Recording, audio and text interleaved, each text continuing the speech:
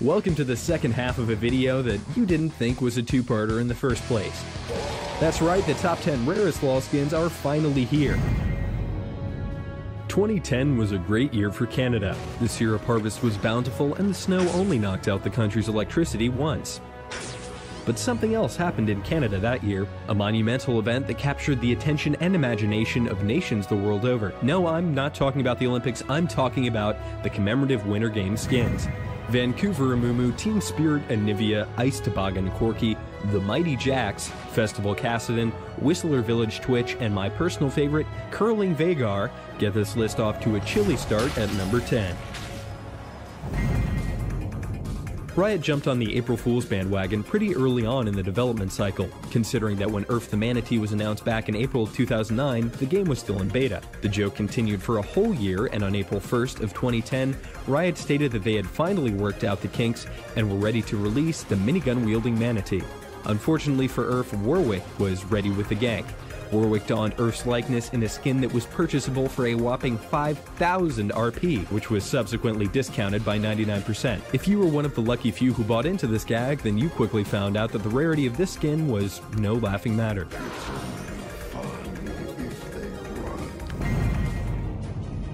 While just about every player in the league claims to have been gold at some point or another, only a very small minority have ever actually achieved the honor of the shiny yellow banner. And depending upon which season you went pro, Quadra kill. You were rewarded with either Victorious Jarvan or Victorious Jaina.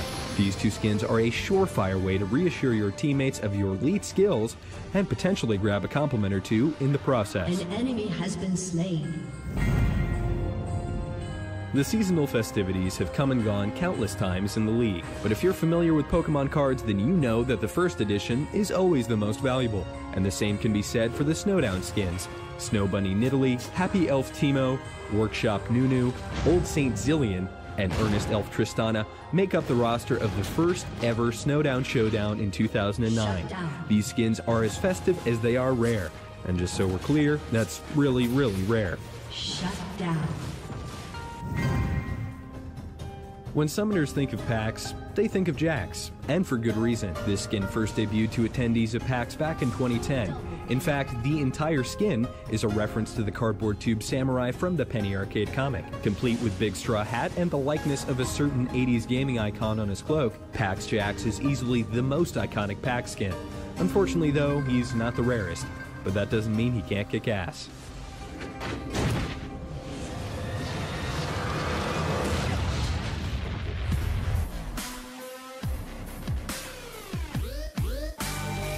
Stay tuned for when we count down the top 5 rarest skins in the league during the third installment in our 4-part series.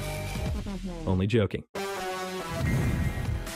The friend referral system is a long-standing tradition in League of Legends, and while it's certainly not a competition, it is fair to say that two players won back in 2009. Summoners G-Rez and G-Ray referred 350 friends before anyone else, and were rewarded with the task of designing a skin for the champion of their choice. Lo and behold, Medieval Twitch was born. It's estimated that only a few thousand people actually have this skin, but if you recruit 50 friends, then you could be one of them.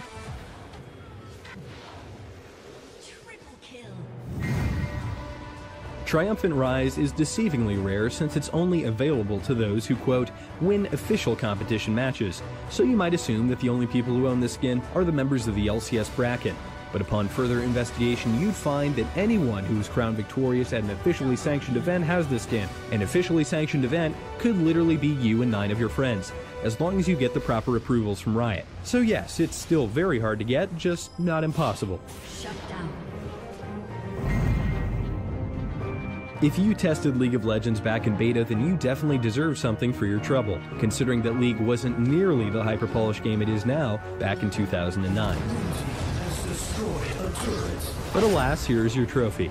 King Rammus is easily one of the simplest reskins I've ever seen, and yet no other skin says I was playing before you quite like this one does. And need I point out the obvious reference to Bowser? I wish Riot could still get away with some of these blatant nods to other video game franchises, like Chief Master Graves and Arthas Karthus. But anyway, moving on.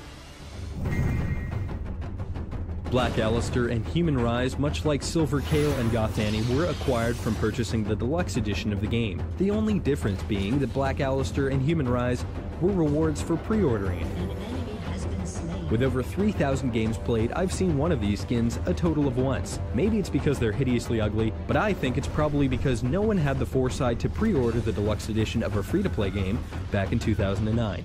Legendary.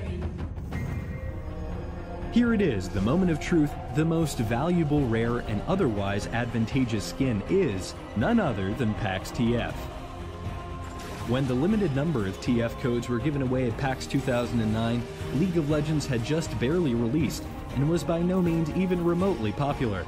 Less than 1% of the current League community was even playing back in 2009, and a minuscule percentage of those players went to PAX. Pentakill. So it's no wonder then that PAX TF has sold on eBay in excess of $800. And let's not forget about the fact that PAX TF is just like regular TF, but blue. Riot has even gone as far to confirm that all day and all night and everything he sees is just blue, like him, inside and out. If nothing else, the fact that someone is willing to pay $800 for a blue TF skin just goes to show how massively popular that once little game called League of Legends has become. Thanks for watching. This has been James Duggan with Curse. If you'd like to see similar content, please be sure to subscribe and enjoy the game.